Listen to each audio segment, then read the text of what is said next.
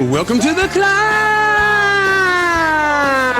This is a show dedicated to helping singers, songwriters, and indie artists like you create leverage in the music business. Leverage is what you're going to need to get ahead in today's music business. They're not going to sign you based on talent alone or songwriting talent alone.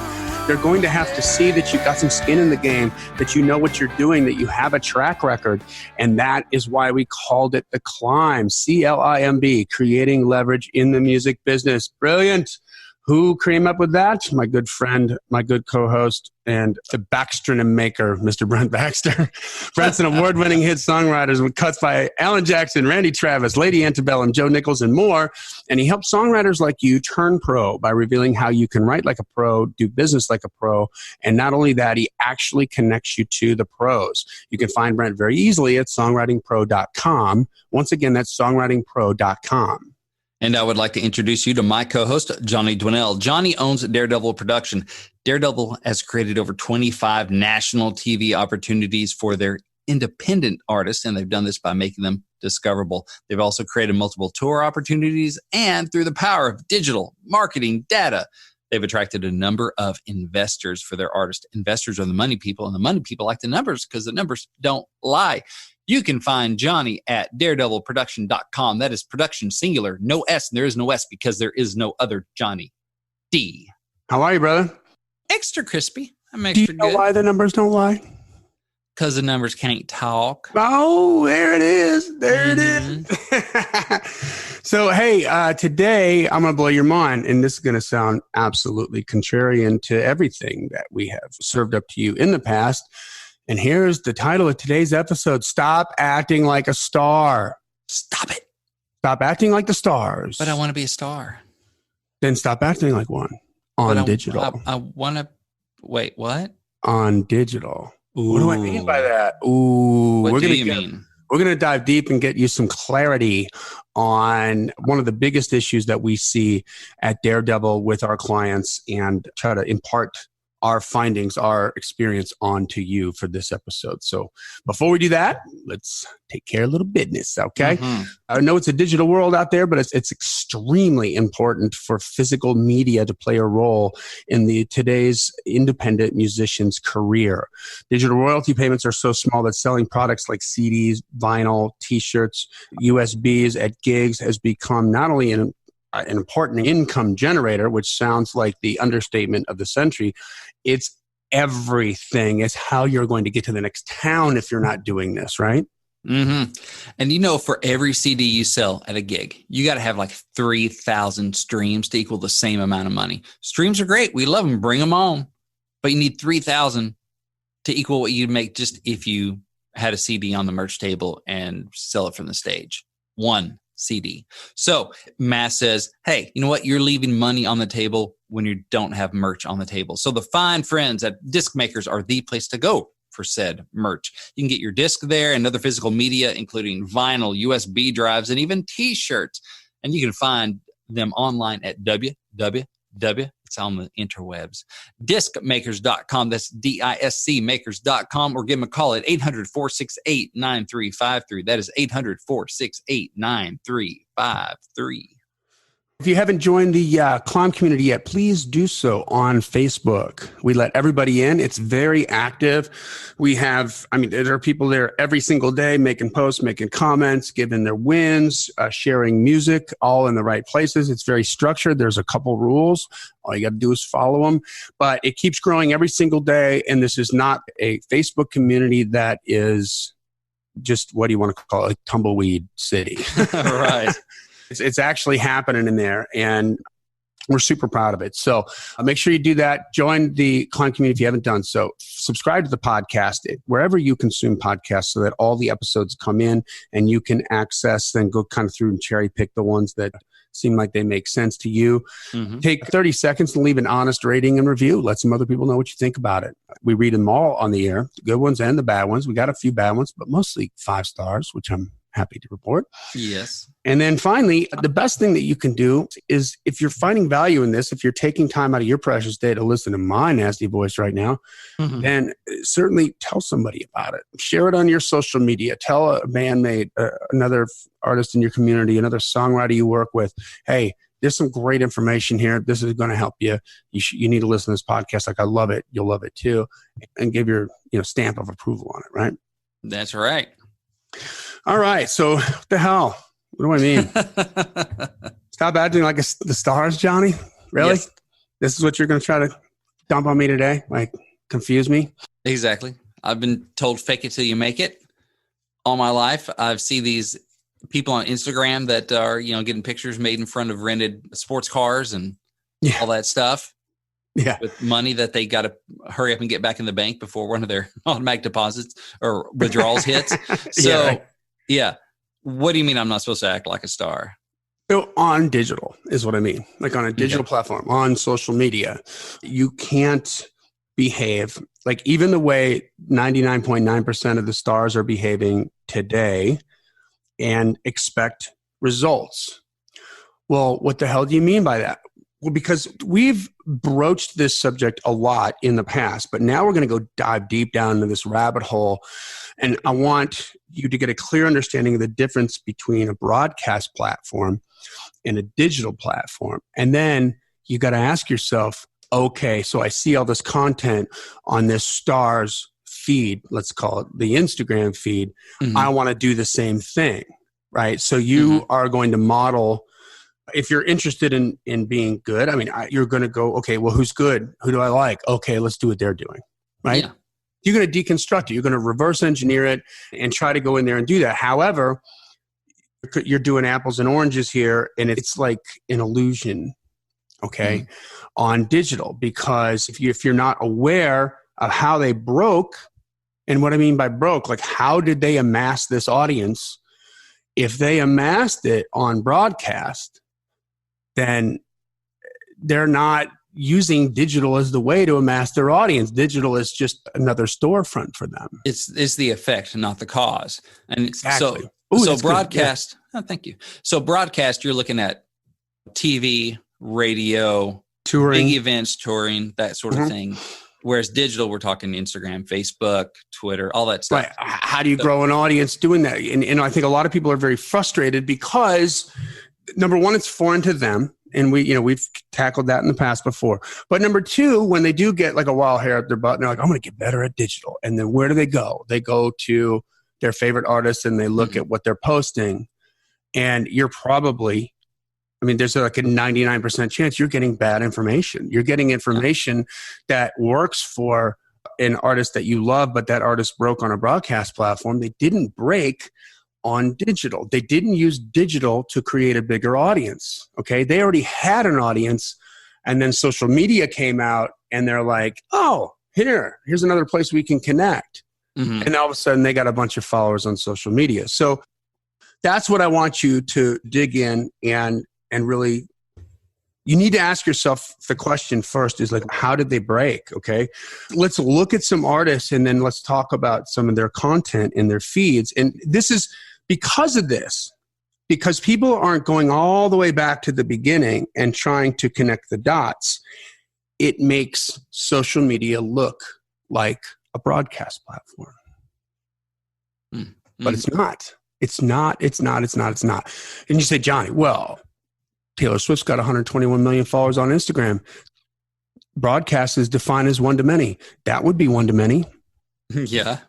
And I'd say, yeah, you're right about that. And certainly, the social proof and of the crowd and things that happen that make people do things that feel more comfortable commenting or following or buying or whatever, all that factors in. Yes, but here's the real answer is, when was the last time you got together with a bunch of your buddies and a couple six packs and a couple pizzas, or you got together with your best girlfriends, your squad, and you opened a couple bottles of wine and made some tapas, and you plugged your laptop into the big screen TV and you all looked at your Instagram feed together?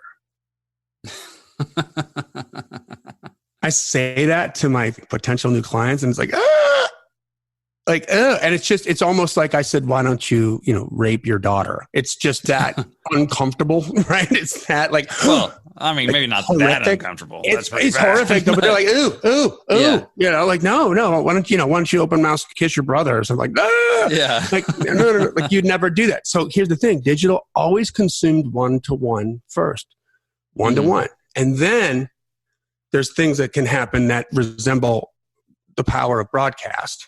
but it's different. And so for you to be able to be an independent artist and to try to grow your audience, which you can absolutely do on digital, you can't confuse broadcast messaging with digital messaging. So let's take Carrie Underwood, for instance.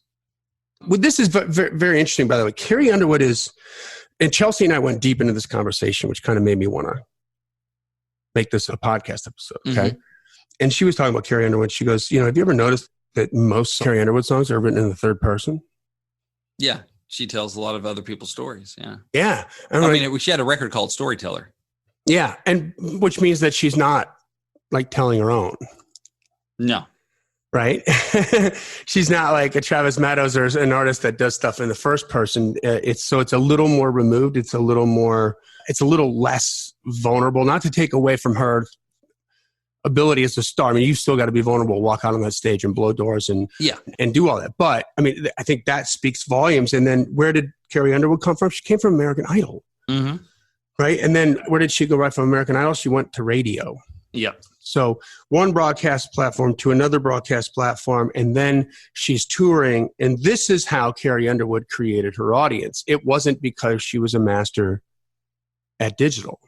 Right. Okay. Kim Kardashian feels like broadcasts, right? Because I think she gets like $500,000 or $1 million to wear some piece of clothing or something that you're selling, that a manufacturer is selling. And that works because she's got this massive audience. But she didn't create the massive audience by being good at Twitter or being good at Instagram. How did she create the audience? Well, TV. Yeah. Listen, it doesn't matter why.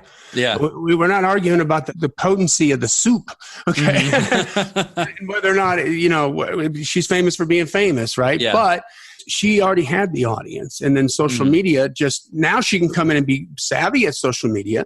Yeah. Okay? And which she is. But that's not how she grew her audience. Okay? Yeah. So don't confuse those two things. So again, looking at her cause feed and effect can help you. Yeah. So Carrie Underwood's 9.1 million Instagram followers, that is an effect of her being a superstar. That's not the cause of her being a superstar. And if you want to get to 9.1 million, you can't treat Instagram like Carrie Underwood does. She treats it like the effect of being famous. Right. You can't make it the cause of you being famous and treat it the same way. We're not saying it's wrong for her to do that. I mean, although she could be doing it better, I think she leaves fans on the table. I think she leaves money on the table. And let's say we're not picking on Carrie Underwood here. This is the first of a few other artists we're going to talk about. And it's every artist. It's every artist is doing this. Okay. Because every label's doing this and people in the industry are doing this. And so I want you guys to fully understand this, because sometimes you're going to get some opportunities at the big wig.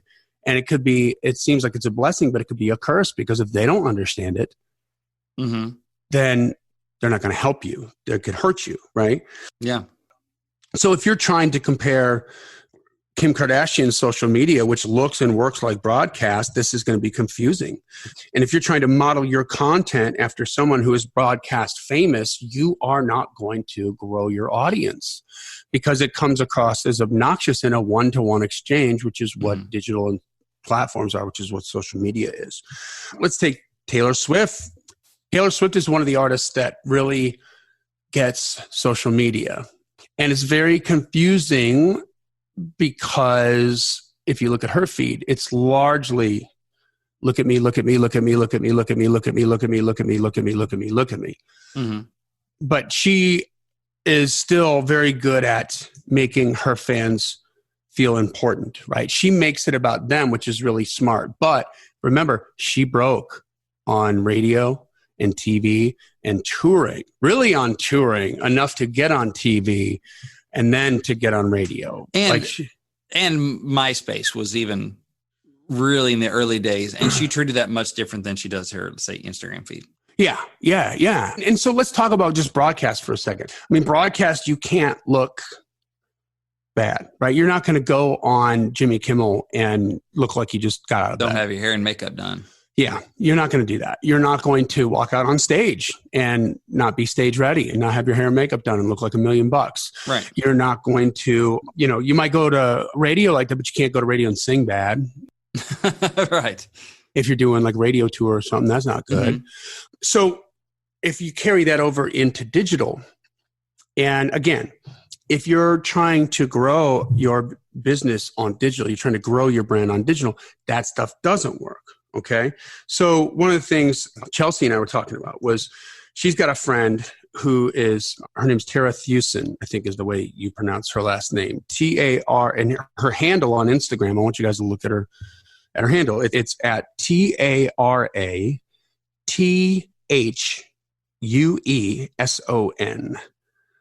So this is somebody who created a business. Now, this is not a music business, okay? But this is the same stuff holds true.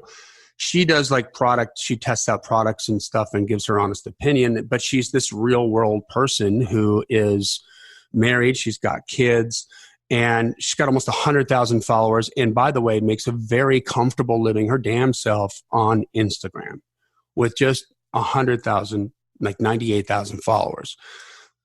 But she is the opposite of broadcast marketing. She understands digital. So she is, I mean, one of the posts that she had up there that Chelsea and I were laughing about is, I think her dog puked on one of her kids, and the Served kid, them right. yeah, and the kids are screaming. The kid was screaming because it puked all over the car and on her kid, and the kid's crying, and she's laughing her butt off. And she's like, am I a horrible mom for thinking, number one, this is funny, and number two, I don't want to clean that up. That's cute. But this is not something that you would see probably Carrie Underwood do or Taylor Swift do or something like that. It just, it doesn't happen that way. But it's this kind of honesty, authenticity. I'm just like you. And this is that for her? Is that for her? Like, does it benefit Tara? I mean, it does benefit Tara, but does it make her look like a rock star because she's showing that the dog puked all over her car and her kids? It's disgusting. Yeah, that's not the really look at my perfect life. Yeah. It's not. It's like, no, I'm just like you. And so this is why, if for her brand, it's like when I tell you that this hairdryer blows, then you should believe me. Wait, is that good or bad for the hairdryer? I don't know. That's probably a bad example. It's like a vacuum cleaner that sucks. Yeah. Right. Anyway, sorry. In a little bit here, I'm going to give you some more handles for artists who broke on digital, and go look at some of their feeds, and then go look at some of your favorite artist feeds. So how did this conversation come up? We get a brand new artist that we're working with that I'm super stoked about. They're a metal band. They're a great metal band called Weapons of Anew. And we just kind of got into we always have challenges with new artists or new clients that we bring on, because part of our job is, if we're going to be effective at growing their audience digitally, which is what this band is going to have to do, part of our job is going to be we have to, number one, explain to them how it works on digital, and number two, get them to buy into it, right? It doesn't matter that we're right. It matters if they believe it, that we're right or not. And so how do we do that? And so they had one particular post that garnered some attention from the leader of the band. Wasn't very happy because we had this like really killer image of the bass player, and there was a quote that said, "Give me fuel, give me fire, give me that which I desire," which is a quote from Metallica. And looking at it right now. Yeah. And so we had the hash Metallica. So we gave the credit to where it came from. And his question, and this is a good question. Okay, this is a good question, because he's honestly asking, like, we're trying to promote Weapons of Anew. What the hell are we doing promoting Metallica? Mm-hmm. Well, this is different. This isn't, you're not on a broadcast platform. You're not on TV talking about Metallica. You're not on the radio talking about Metallica. What you're trying to do is connect with people online, right? So the people, I think, like people who like Metallica would like this band. Right? Mm-hmm. Not all of them, but a bunch of them would. It's not exactly like Metallica. It's not thrash metal, but it's heavy. It's heavier. Mm-hmm. So if you see that and you're like, oh my God, these guys love Metallica, and look at that picture, they look great. Mm-hmm. Maybe we could be friends, right? All of a sudden there's a common thread there of something that we all like. Okay. Then the other, if you scroll up, Brent, on that feed, there's the coffee quote, right?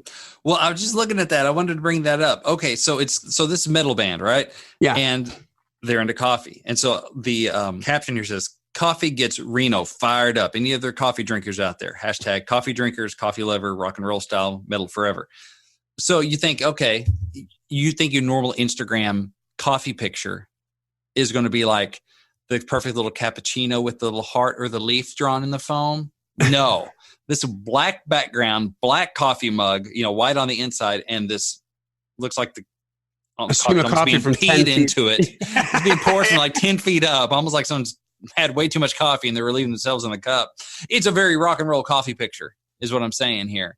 Yeah. And it's like, oh, so I was just thinking about that. I was scrolling through going, that's on target. That's on brand. It's not. See, it's not. They didn't like it because they're like pumpkin spice.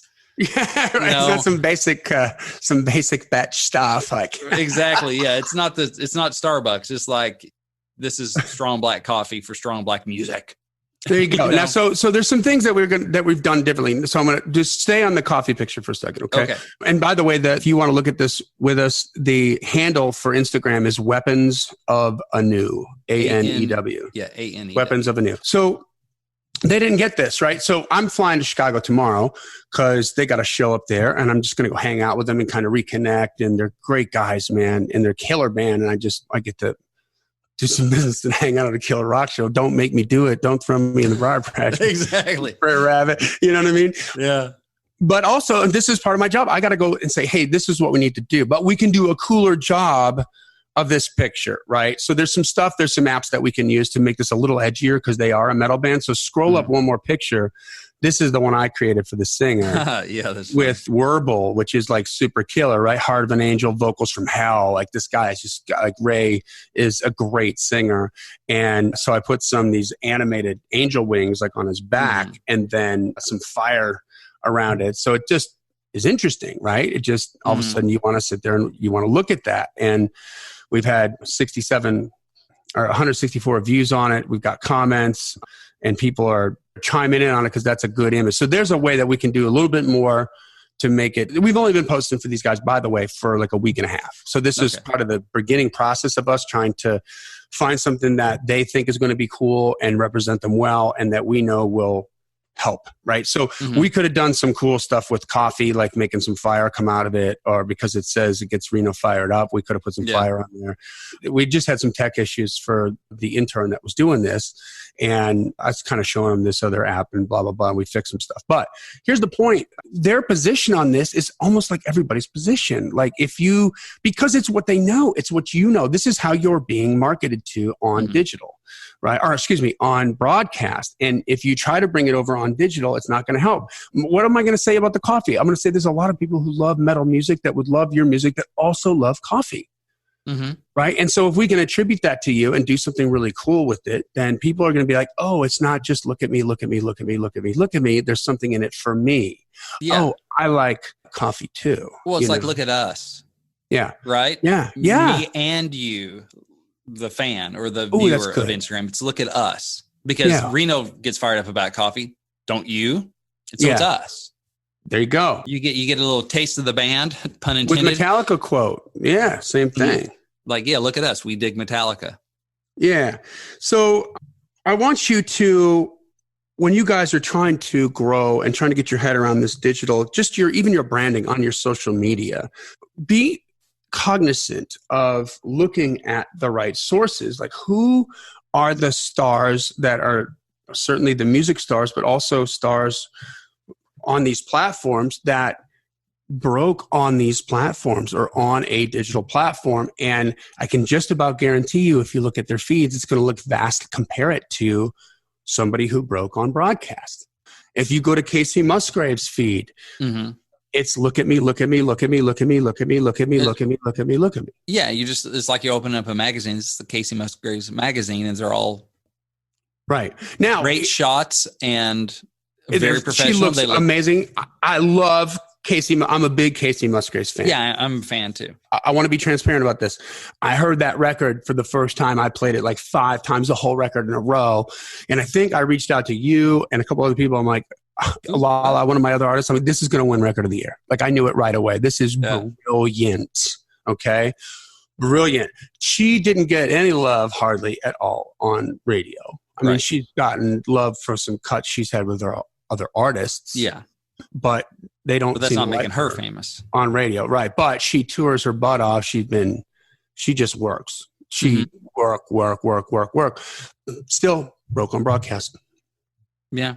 Touring and TV and Grammys and the Grammys, that kind of stuff. So, and she's been on CMAs a bunch and the ACA and all that. So she's not Digital is not getting her into growth. Broadcast is getting her into growth. So if you look at her feed and you think that looks cool for you, there's one part that's missing.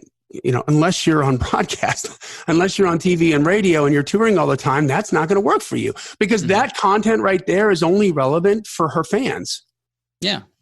The people that already know her, right? But how is that getting her into growth? Where are the new eyeballs? Like, if the new eyeballs are coming because they're going to see her live, she's opening up for somebody else, they see her on the ACAs, they see her on the Grammys, and they get turned on to it. God bless. That's awesome. Mm-hmm. But that feed, her Instagram feed, not getting her into growth. Because if you don't know who she is and you come across that, or you get turned on to her and you go there, you're going to think, well, this looks like the person that you just met at a cocktail party who can't stop talking about themselves. It could come off as obnoxious. Mm-hmm. Right? And that's not who Casey is. Right. But so here's where the disconnect is. And certainly, you know what? Like, maybe Casey can get away with it a little bit digitally because Casey is a solid freaking artist who won Album of the Year on Grammys, and she's out there touring and everything, but you're not. Right. You're not. Right. So remember, we talked about this before, I think, but there's that baseball movie with Kevin Costner called Bull Durham. And his job is, he's the old salty catcher in the AAA league that needs to prepare this brand new young buck, Tim Robbins, who's got a lightning fast arm and can throw a 100-mile-an-hour fastball, but he's a total bonehead, right? And total head case. He's got to groom him for the big leagues, because he's going to get called up and go to the show. And so one of his lessons is like, look, man, he picks up his shower shoes and there's mold all over his shower shoes. He's like, look, there's mold on your shower shoes. He's like, when you get into the show and you become $100 million pitcher, the press is going to think you're colorful because you got mold on your shower shoes. It's almost adorable, right? Mm-hmm. But until then, it just means you're disgusting. So you got to play the game right. Gary Vaynerchuk is a massive multi-millionaire who created his whole empire online. Like, his dad owned a wine store in New Jersey. Yeah. He's an immigrant. Like, his parents are immigrants, like literally immigrants. Like, I think he grew up in the Eastern Bloc as a kid. He was born in Russia, like Belarus, I think, or something. And they came over, and he was a kid from Russia. Yeah.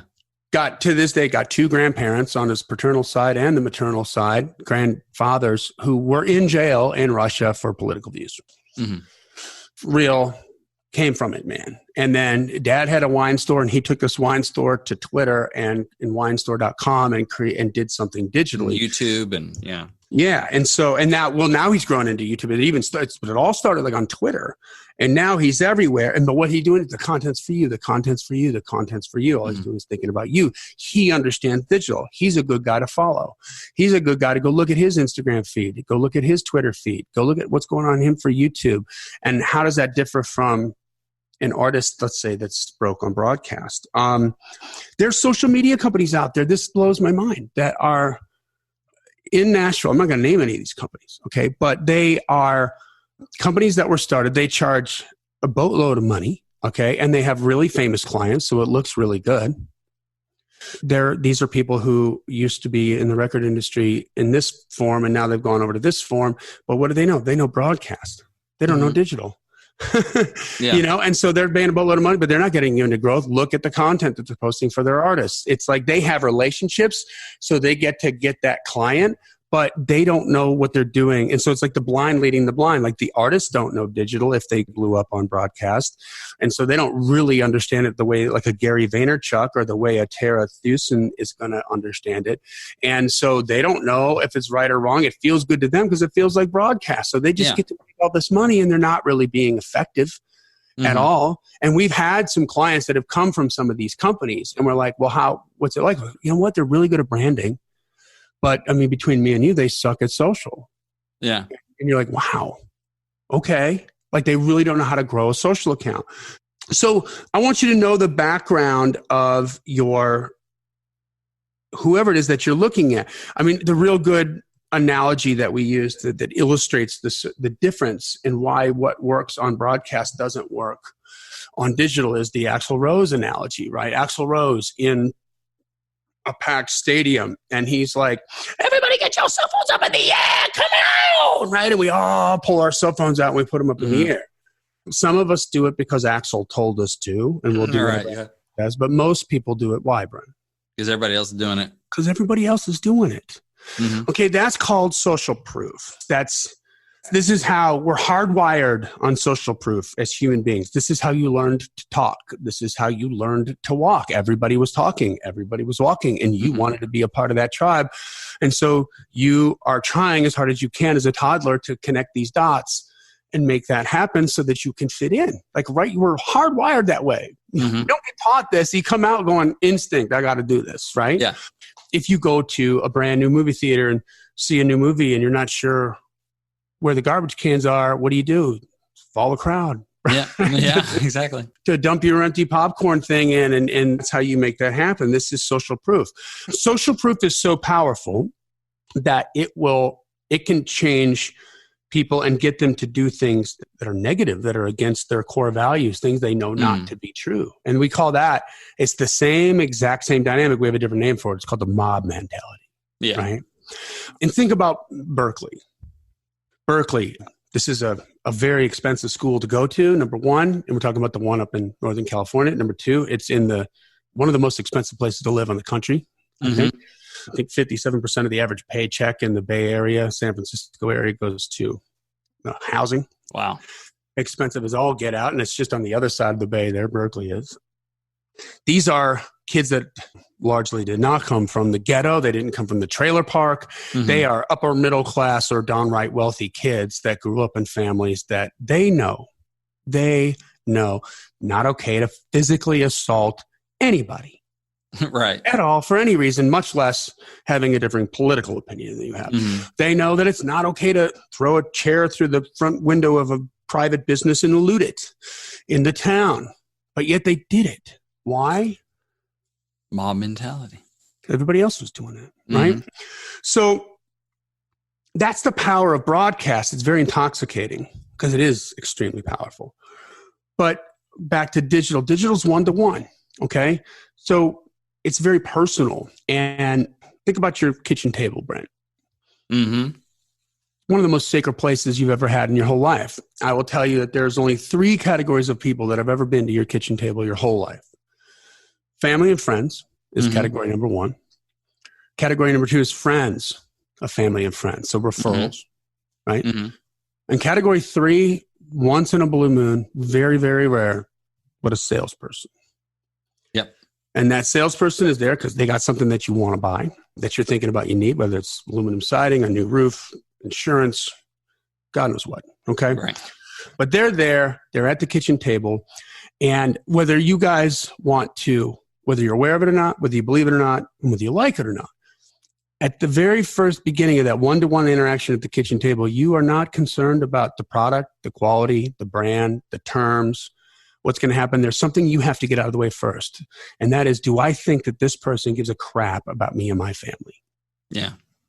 Because if they do, if you feel like they do, then you're going to go on and you're going to start to talk about the quality, the terms, the product. How's this going to work? What's it going to cost me? Blah, blah, blah. If you don't feel that they give a crap about you in a one-to-one thing, do you care about the price, Brent? Not so much. You're like, you don't care if they're giving it away. Yeah. Get out of my house. I'm not trusting you. So here's the illustration. Imagine Axl Rose, same delivery, and she's at your kitchen table now, standing on your kitchen table. Same delivery, same message, same tone. Brent, get your cell phone up in the air. Come on. I'm going to kick him back outside into the November rain. I mean, it's awkward, right? You're like, whoa. But think about that. Totally works over here on broadcast. Totally doesn't work here on a one-to-one situation. In fact, it has the opposite effect. It's a turn off. Because it's in somebody's hand in their phone talking just to them. Yeah. When you are on stage in front of, whether it's 5 people or 50,000 people, and you have the power as an entertainer to get that crowd in the palm of your hand, that's the power of broadcast, okay? But when you go to do business, let's say with a booking agent that you really want to do business with, or you have your first label meeting Or your songwriter, you get your first publishing meeting. Are you going in there going, I'm the best, come out, everybody stand up and clap your hands? Like, no. You're thinking about it totally different, right? Like, what can I do for this person? How can I impress him? Like what? Because the crowd doesn't factor in on a one-to-one relationship. And so the crowd shouldn't factor in the way that you present your content on digital, right? So how many times, Brent, have we talked about what can you do for them? Right? It's like if you had that first publisher meeting, like you're not expecting to win them over. Whereas I'm telling my artist, we got Laura on her first tour right now. I'm telling her, like, okay, this is a hardcore crowd you're opening up for. She's direct support for this band called Texas Hippie Coalition, which is heavier than she is. It's musically, it's not the perfect match, but it's a great first tour for her to go out on. She's doing really good, by the way. She's killing it. But it's the opposite. You got to go win them over. Yeah. You've got to win them over. Win 5 people over and the rest of the room will follow. Why? Because everybody else is doing it, right? Yeah. Not the case that we preach about one-to-one interactions when you're going in to talk to that publisher for the first time or for that label the first time. You're thinking, what can I do for you? Or let's just create a relationship first and let's just kind of take it from there, because they're not just going to hop on board because everybody else is doing it, because there is no everybody else. So when you're trying to grow your content, know the background of the accounts you follow. How did they amass their audience? Was it through broadcast or was it legitimately through digital? A broadcast platform is vastly different. It's not personal. Whose audience is created on a digital platform? This is where you're going to find the kind of content that can help you. Some great feeds to go look at. Check out OK Go, the band. I think their handle on Instagram is actually OK Go. This is the band. If you don't recognize the name, I'll bet you've seen the video, because they had this amazing, they started with this amazing video where the singer's sister worked at a gym or something like that. And so they borrowed, I think, like 12 treadmills and created and lined them up. And they orchestrated not orchestrated. What's the word I'm looking for? When you dance, when you choreography, choreographed. They choreographed this whole video with 12 running treadmills that just was so visually fascinating that it became this massively viral video and blew them up. And they used to have a record deal, but the record deal didn't do a lot for them. They were completely independent at this time, I believe. Or if they did have a deal, it was an indie deal and they didn't have any money. And so they're just trying to figure out how the heck are we going to grow our audience? And so they did this crazy video with, if you haven't seen go to OK Go on YouTube and watch this video. So now that's become their thing, right? So they have another video where now they got more money because they blew up with this one video, and now they're selling tickets and they've developed this brand name. They did another Zero Gravity video where they're in one of those planes. That goes up and down, and literally have 30 seconds of no gravity, and they're floating through this plane, and they literally just open up cans of paint in zero gravity and let it fly, and you can't not watch it. It's just, but it's entertaining, right? So they understand on digital, you've got to inspire them, entertain them, or inform them.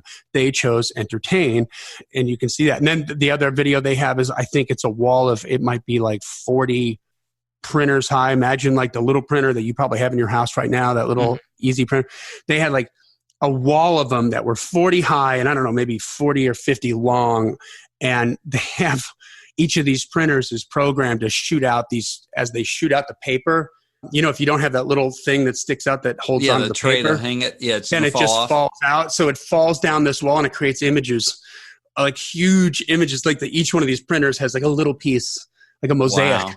It's incredible, right? I mean, it's so freaking creative. Not things that you can do, but these guys broke on digital. Look at their feet, right? Look at what they're doing. There's a lot more personal stuff. Them with their families, them with this, like we're the regular guys kind of a thing. Lindsey Stirling, LINDSEY STIRLING, Lindsey Stirling. Look at her feed. Noah Guthrie, we've talked about him many times on the podcast, broke on YouTube. Check out his feed. Jana Kramer's got a pretty good feed. I mean, she had a hit song on the radio, but then really what happened to her? Like she fell into the, you're a female country artist and you can't be in the radio story. So these are some good, I just want to direct you to some really good accounts that have these are artists who blew up on digital. Go try to find these artists, look at their feeds, and that's what you want to fashion your feed from. That's how you'll get into growth, because if you're trying to do what Casey Musgraves and Carrie Underwood is doing, it's not going to work for you unless you're becoming famous somewhere else on a broadcast platform. Mm-hmm. Okay. Otherwise, it just looks obnoxious because you're not famous yet. So it's like, oh, look at the wannabe. Right. Yeah. That's the way it comes across, right? So, but when you're saying, hey, we love Metallica, you love Metallica, we love coffee, you love coffee. By the way, we're also a freaking metal band and we're awesome. Mm-hmm. Check us out. Now we're talking about how to create a culture, and people that are really going to say, oh, they're going to just be forced to comment like, I freaking love Metallica. Yeah. Love coffee, and then love Weapons of Anew too. Does that make sense? Yes, it does make sense.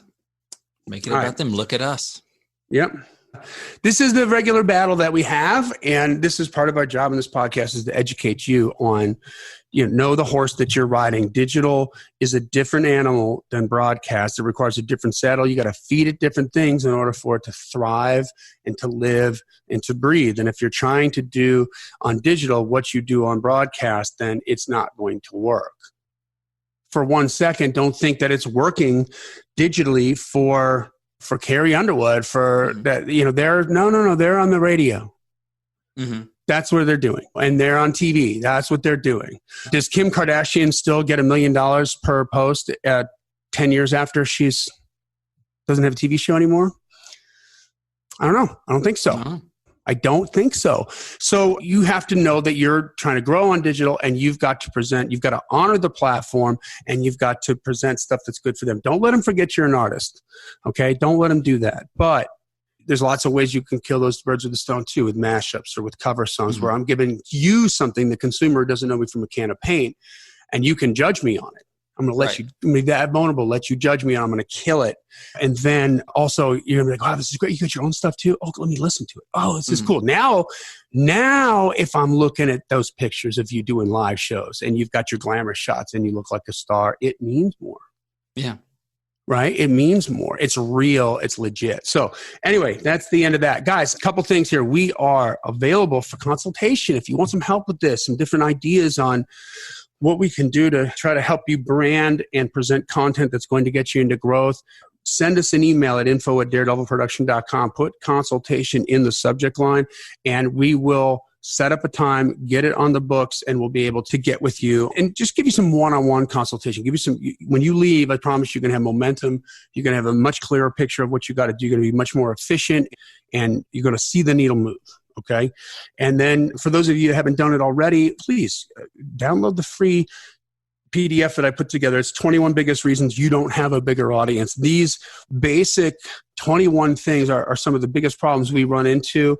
And it's a mindset thing. It's like the way that you're viewing it. And we're trying to untie the knot of how you are marketed to through a broadcast platform, so that you're not trying to reverse engineer that and apply that to your digital platform. Just go to giftfromjohnny.com, JOHNNY, giftfromjohnny.com, and just tell us where to send it, and we'll give you that download for free and stay connected with you and let you know all the other stuff that's coming up. Anything you want to add to that, brother? Man, I think that's good. I think just looking at the Instagram post of what you're doing with like Weapons of Anew and some of that other stuff, I think is cool. And I can tell they filled out your big O questionnaire. Yeah. Yes, they did. No, that's right. I can tell. So that's what I was looking at going, oh yeah, look at that. Oh yeah, I bet they, yeah. And look, one of the guys does snakes. He raises snakes. There we go. Okay. What do we got a picture on there? We got some good images, and we're getting some good. So it's still, by the way, this is a tiny account. I mean, we just started with them. Just a little baby. Yeah. We started last week and a half ago. They had like 530 followers on Instagram. Now we've got, I think we're close to 700. It's growing. We're getting more and more engagement from it. It's becoming more and more real. So anyway, guys, this podcast exists. Why are we talking about this stuff? Because we want you to win. Okay. So keep on climbing. And we'll see you at the top.